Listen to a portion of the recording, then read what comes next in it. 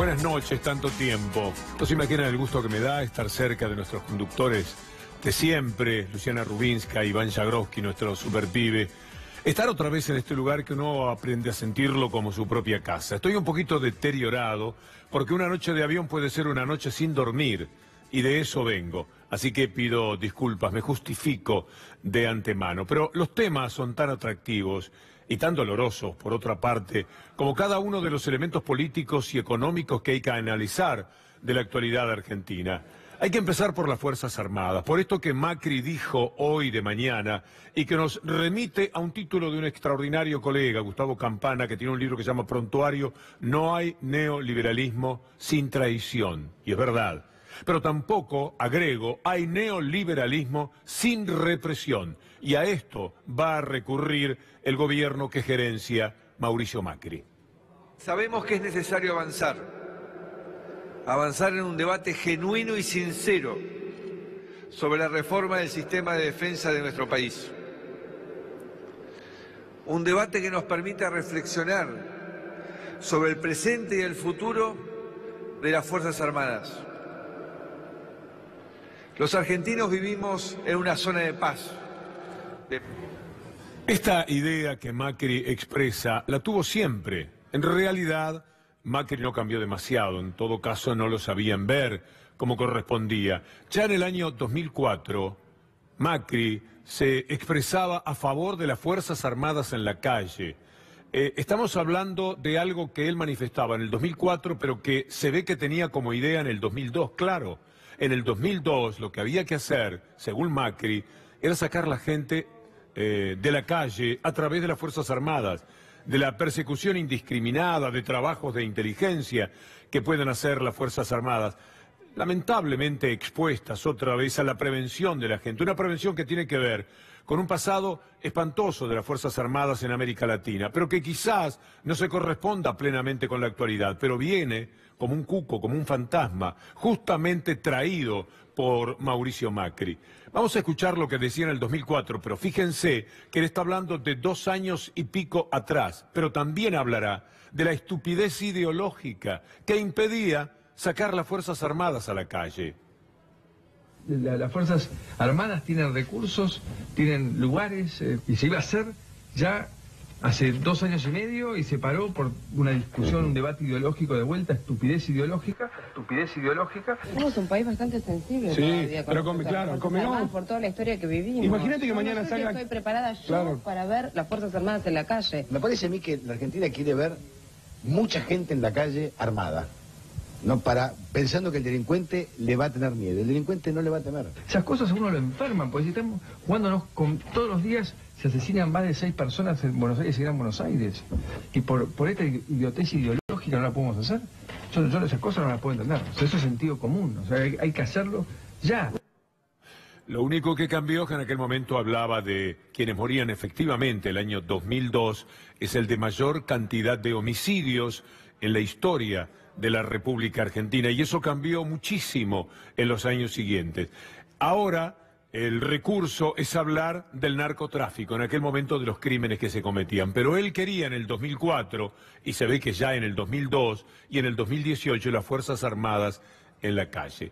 Quizás la mejor respuesta la da el doctor Raúl Alfonsín, y es buena esta respuesta, porque no nos olvidemos que Macri está hablando de sacar las Fuerzas Armadas a la calle cuando es gobierno junto a la Unión Cívica Radical, aquella Unión Cívica Radical que cuando los Caras Pintadas denunciaba justamente en la participación de los medios periodísticos dominantes de siempre a favor de los Caras Pintadas y de la revuelta que significó en aquellos días. Pocos años después, Macri pensaba lo que acabamos de escuchar.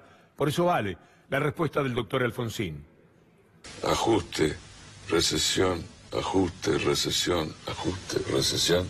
Yo digo, el neoliberalismo que plantea estas tendencias va a tener que terminar llamándose neofascismo, porque tanto ajuste, recesión va a tener que caer en la represión.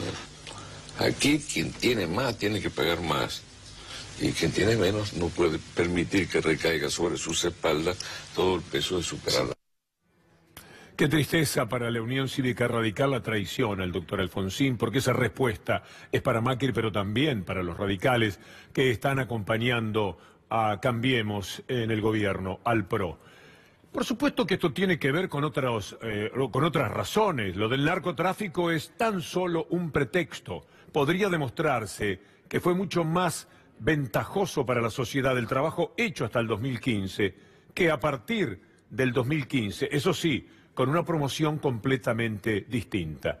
Pero tienen que reprimir, prepararse para esto. Y no solamente con las Fuerzas Armadas Argentinas, verán Fuerzas Armadas de los Estados Unidos que con el mismo pretexto andarán dando vueltas por la Argentina. Y esto rompe el corazón, porque esto es ir contra la soberanía que cualquier país de la grandeza de la Argentina tiene que tener. Fondo Monetario Internacional nuevamente entre nosotros. ¿Qué significa? Más pobreza, más hambre, más desolación y, consecuentemente, mayor represión. Vamos a tomar a la televisión pública, antes y ahora, 2012 y 2018, una vez anunciando que el Fondo Monetario Internacional cerraba sus oficinas en Buenos Aires. Qué lindo era aquello.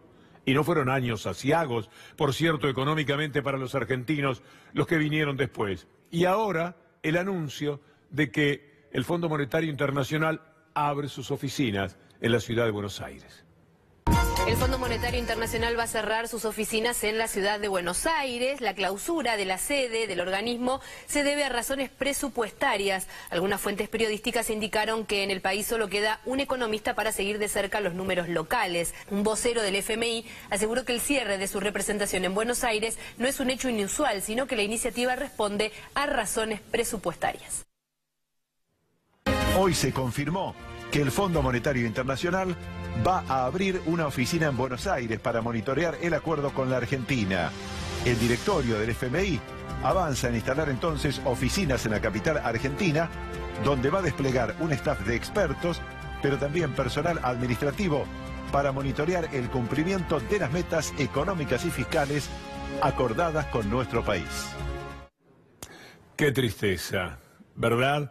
Pero esta comparación entre el 2012 y el 2018 podemos hacerla sin necesidad de recurrir a la televisión pública y aquella noticia que daba entonces y la que ofrece ahora. Se cerraba la oficina del Fondo Monetario Internacional, se abre la oficina del FMI. Pero la anterior presidenta y Mauricio Macri pueden debatir, invitados por nosotros, preparados por nuestro equipo de edición, sobre cómo piensan el mundo en relación al Fondo Monetario Internacional. ¿Va a haber un pedido al Fondo Monetario para que haya un préstamo asistente a la Argentina? No. Hace minutos hablé con Christine Lagarde, su directora, y nos confirmó que vamos a arrancar hoy mismo a trabajar en un acuerdo. Contra el Fondo Monetario Internacional tenemos el hecho de habernos llevado a la tragedia más terrible que tuvo la República Argentina. Esto nos va a permitir fortalecer este programa de crecimiento y desarrollo. El Fondo Monetario Internacional viene tratando de organizar la economía desde la década de los años 80 y crisis tras crisis no logra hacerlo. El fondo es una institución seria con la cual uno hace buenos o malos acuerdos. Nosotros vamos a hacer un buen acuerdo, vamos a hacer un acuerdo inteligente. Uno lee las recetas que se dan impuestos, por ejemplo, a Grecia, y es casi una copia exacta de lo que nos proponían y de lo que hicieron fundamentalmente, que esto es mucho peor, en el año 2001 y cómo terminamos. He decidido iniciar conversaciones con el Fondo Monetario Internacional. Somos los que dijimos que no a todas y cada una de las recetas que quisieron imponernos desde el año 2003. La Argentina desde el año 2003 a la fecha ha tenido el crecimiento más importante de sus 200 años de historia. El desendeudamiento más importante y todo contraviniendo todas y cada una de las recomendaciones del fondo, a punto tal que decidimos cancelar también la deuda con el Fondo Monetario Internacional. Después lo que hacemos nosotros para alcanzarlos es un tema nuestro, y no se meten ni con nuestra legislación, ni con nuestro tipo de cambio, eso no es así. El Fondo Monetario Internacional sigue reclamando políticas de ajuste. Saquemos esas cosas de la agenda o de la cabeza, acá nadie nos va a condicionar. E inclusive, como en el día de ayer, amenazando a países como la República Argentina, que si Argentina no cumplía determinadas cosas, le iban a sacar tarjeta roja. Estoy convencido de que el camino que tomamos va a lograr un mejor futuro para todos. Mi país no es un cuadro de fútbol. Es una nación soberana que toma soberanamente sus decisiones. Podemos ir al fondo, porque no tenemos nada que ocultar. ¿Va a haber un pedido al Fondo Monetario para que haya un préstamo asistente a la Argentina? No. El próximo cuento es el G20.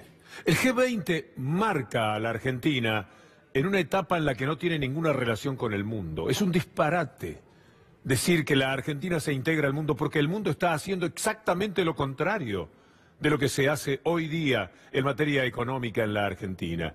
Cecilia Naón, que es profesora en la American University y una gran conocedora de todo lo del G20, nos adelanta algo que en los próximos meses será un caballito de batalla para Mauricio Macri. Mira, me parece que más allá de la parafernalia de la seguridad, de las celebridades internacionales que están llegando a la Argentina, celebridades del sector financiero, ¿no? Por supuesto, de los grandes presidentes, lo que este fin de semana dejó al desnudo, y creo que es lo que vamos a ver de acá a fin de año, es que Argentina está recibiendo un G20 que está sumamente debilitado, sumamente cuestionado, está francamente en crisis. Y además está fracturado.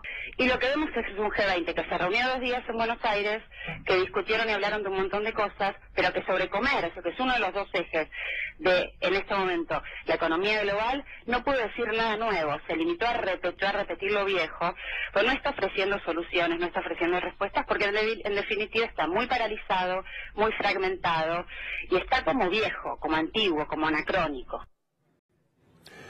Lo que dice Cecilia Naón sobre el G20, lo que les estamos manifestando nosotros sobre el Fondo Monetario Internacional, no puede ser apagado por la realidad, porque esto es lo que tratan de tapar con cada uno de estos temas, el de las Fuerzas Armadas, Fondo Monetario Internacional, etcétera. La realidad es una sola, esta que se vivió hoy en San Justo, como en decenas de lugares de la República Argentina. Se quedan sin trabajo en una cristalería 60 personas, 60, así, de una, porque cierra la cristalería, porque no puede competir con lo internacional. Por el tarifazo, además, cierra fábrica que sobrevivió a la crisis del 2001. Miren lo que había sucedido. La cristalería San Justo debió parar la producción, tal como sucedió en 2000 y 2015, porque no puede pagar las facturas de servicios. Debe 6 millones de pesos. ¿Saben quién se sacó una fotografía hace poco tiempo con los empleados de la cristalería? Jorge Triaca.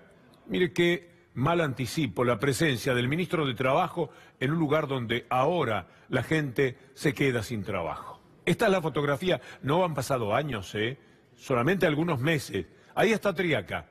Toda esta gente, o buena parte de esta gente, se ha quedado sin trabajo.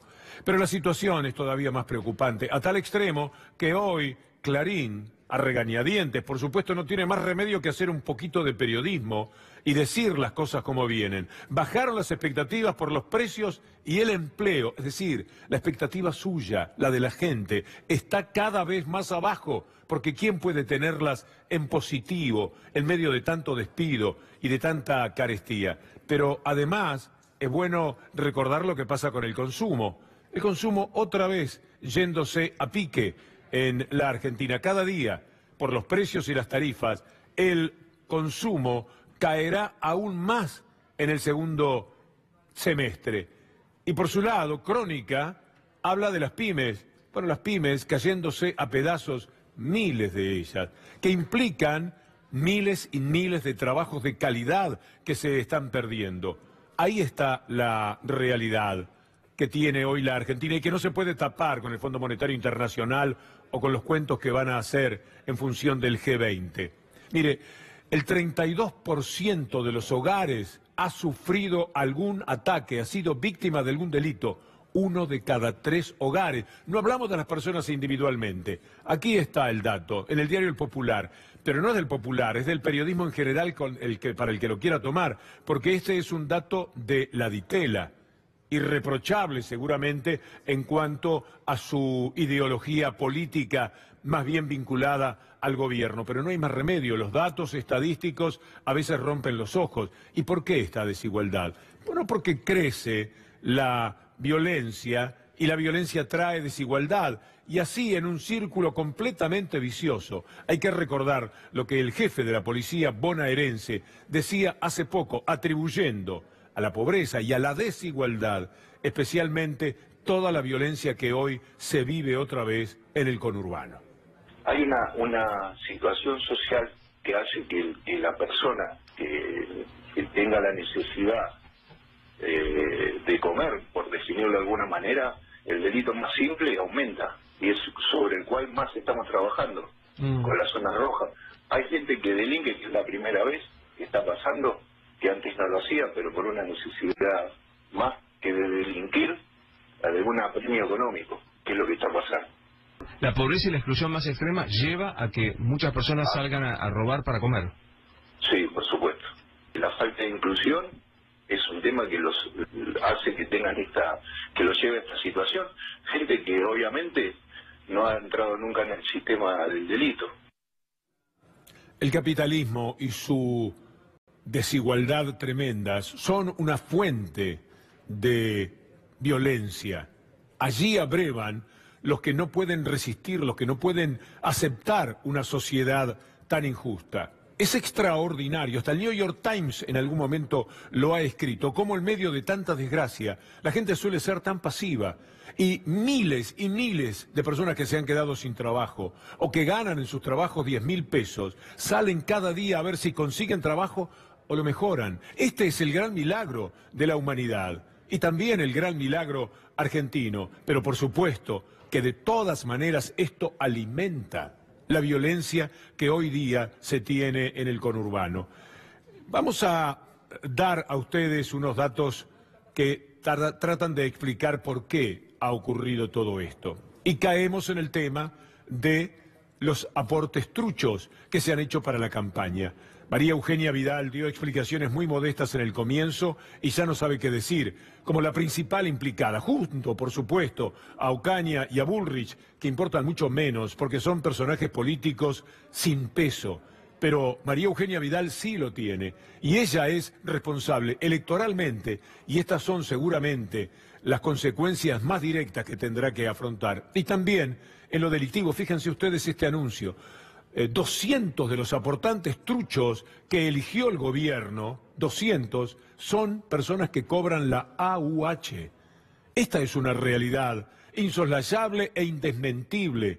No se necesita un juez, no precisamos de Bonadío, Lijo, toda esa gente que ya sabemos cómo juega para que digan cuál es la verdad. 200 aportes, cuando se cruzan los datos que originariamente aparecieron en el Destape y después en algún otro portal como Diagonales, se conocen. Y esto se suma a todos los aportantes que no podían entregar más de 1.000 pesos. Y esto es lo que marca, bien lo decía nuestro colega Gabriel Morini esta mañana, la forma deliberada en la que hicieron todo esto, porque no hay aportantes de los monotributistas más bajos o de los de la AUH que superen los 1.000 o 1.500 pesos. En cambio a lo pérfido le pusieron 30.000 pesos, porque se supone que puede dar más. Y al intendente de Mar del Plata le pusieron también 40 o 50.000 pesos. Es decir, siempre fue deliberado. Cuidado, no le pongas a José González 30.000 pesos porque esto no es creíble. Ponele 1.500, ponele 1.000. Esto marca que fue un plan muy preciso, llevado a cabo por las responsabilidades, en principio, políticamente, de la provincia de Buenos Aires. Y lo hicieron para ganar la elección.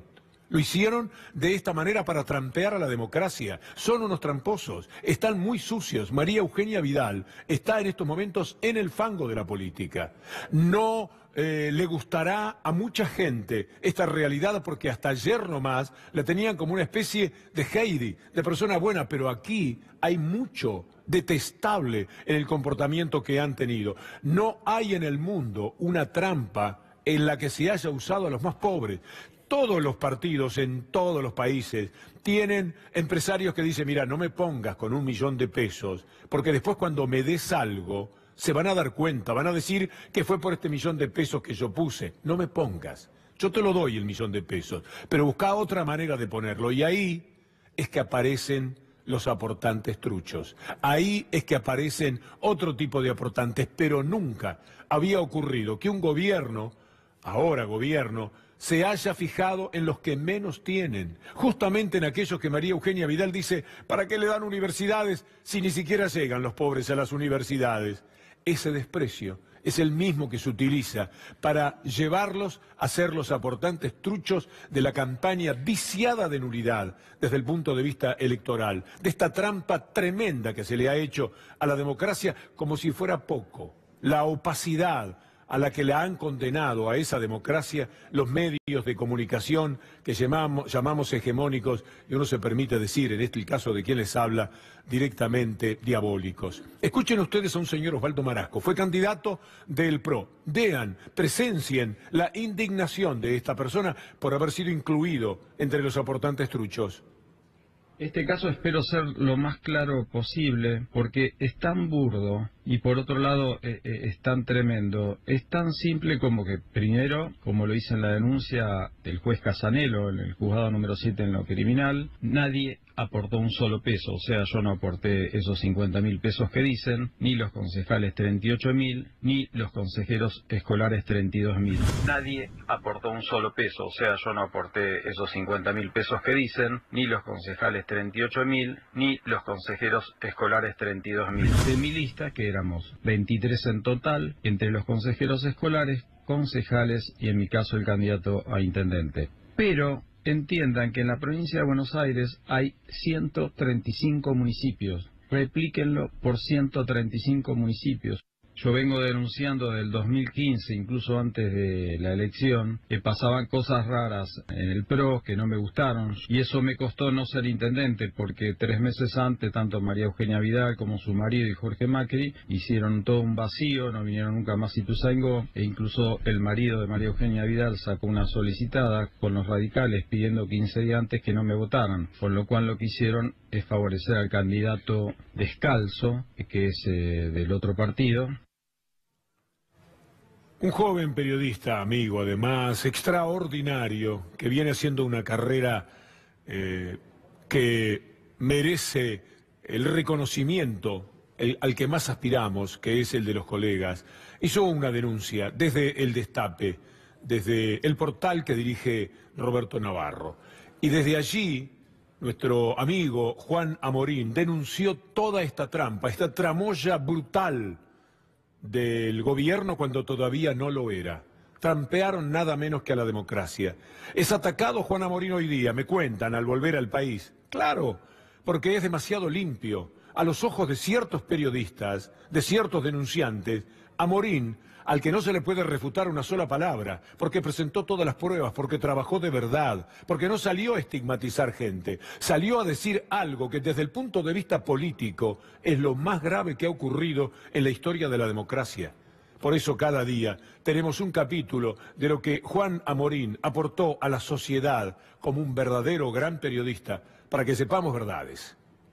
De la lista completa de afiliados al PRO truchos, que son muchísimos y que encima ahora se agregan docentes de la provincia de Buenos Aires, todos, el 94% de los casos, para ser más preciso, nosotros hicimos el cruce, total de aportantes truchos contra afiliados al PRO de María Eugenia Vidal. El 94%, es decir, 1.128, están afiliados al PRO. ¿Cómo haces para afiliar a alguien vos? Para que se entienda y que no parezca una cosa de un papelerío. Vos para afiliarte tenés que entregar copia de tu documento, tenés que entregar 2 copias de tu documento, tenés que llenar una ficha de afiliación con tus datos personales, tenés que entregar una foto carnet y tenés que firmar. Y te llevas una ficha de afiliación firmada por el apoderado del partido, presuntamente. Ahora empiezan las preguntas. ¿Quién firmó esa ficha de afiliación? ¿Quién las completó? ¿Por qué? ¿Cómo sabían que los beneficiarios de planes sociales podían aportar montos bajos y los otros que te estamos mostrando podían aportar montos más altos? ¿Quién se va a hacer cargo de todo esto? Pues salió del PRO, 94% de afiliados son del PRO. Un valorazo, por cierto, pero esto ha trascendido y se sabe gracias a la persistencia que él y el Destape tuvieron, porque de otra manera, y al acompañamiento que inmediatamente, cosa que no ocurre siempre, pero debería ser más seguido, otros medios hicieron de esta información. Por ejemplo, Página 12, con todo el prestigio que tiene Página 12, tomando nota de esto, y Tiempo Argentino, y la 750, y algún programa de la 1030, bueno, y por supuesto de Radio 10, por supuesto Gustavo Silvestre, que ha acompañado esto enfáticamente. Bueno, entre todos consiguieron romper esa barrera terrible de los medios de comunicación que se pasaron más de un mes sin decir absolutamente nada del mayor escándalo político de todos estos tiempos. Una barbaridad. Habla muy pero muy mal, para siempre, del periodismo, porque peor todavía que lo que hicieron María Eugenia Vidal y toda la banda que programó esta historia es el comportamiento periodístico, hecho a las denuncias. ¿Dónde están los denunciantes de entonces? Ahora, cuando las denuncias tienen el peso específico de poder decir, aquí está esta planilla de AUH o de ANSES, y aquí están los aportantes, los nombres son los mismos, aquí está el nombre, aquí está el DNI, aquí está el aporte. Esto es mentira, esto es una barbaridad. Así se hace, cuando se quiere denunciar o cuando se quiere investigar. Otro camino no hay, porque después si las denuncias son truchas, como tantas que hemos tenido en la República Argentina, se van cayendo a pedazos y nunca más ni siquiera son mencionadas. ¿Por qué lo hacen? Lo hacen por los múltiples negocios que se llevan, por los miles de millones que han ganado medios como Clarín, a cargo de Héctor Mañeto en los últimos tiempos, y por la pauta. Ahora la pauta crece, ¿pueden ustedes creer? En medio de épocas de austeridad va a haber más pauta, más pauta. Vean ustedes la información al respecto de Crónica. Mala propaganda para Macri, es el título de Crónica de ayer. La pauta se reparte a discreción sin tener en cuenta la audiencia y el alcance territorial de cada medio. El presupuesto destinado a publicidad oficial se incrementó en 700 millones de pesos. Y sabe, en esta placa se lo vamos a mostrar, no sé si tuvimos tiempo de poner Crónica, cuánto se lleva, pero se lleva también mucho menos. En tiempos de ajuste suben el gasto en propaganda de modo discrecional, dice BAE en su capítulo sobre negocios. Y con esta placa les vamos a mostrar a ustedes cómo se distribuye esa pauta, cómo Macri roba a determinados medios de comunicación, se llame él, se llame Greco, sea María Eugenia Vidal. Están robándolo a usted, le quiero decir, porque cuando le dan a Clarín 18% de toda la pauta y al Grupo Indalo el 1%, a usted lo están robando.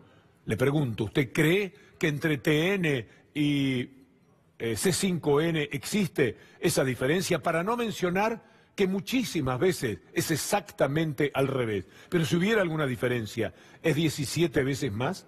Tomando en cuenta nada más que la que Macri da, la que Marcos Peña distribuye, cuando le queda algún margen de todo lo que le da a los trolls. Esto es lo que ocurre. Pero María Eugenia Vidal da casi lo mismo per cápita y Rodríguez Larreta también. Por lo cuanto, vamos a hacerlo mañana. Mañana vamos a continuar, me dice Leandro Gabriele. Pero tome nota de esto. Si van a dar más dinero, 139 millones a 8 millones con el gobierno del Grupo Clarín al Grupo Indalo. Mañana le vamos a dar otras cifras de quienes también, como Crónica, han sido dejados de lado por la pauta. Y por supuesto que esto trae enormes problemas. Duele muchas veces saber la situación en la que se tiene que desplegar el trabajo de la gente de C5N por pasión, a veces también por necesidad.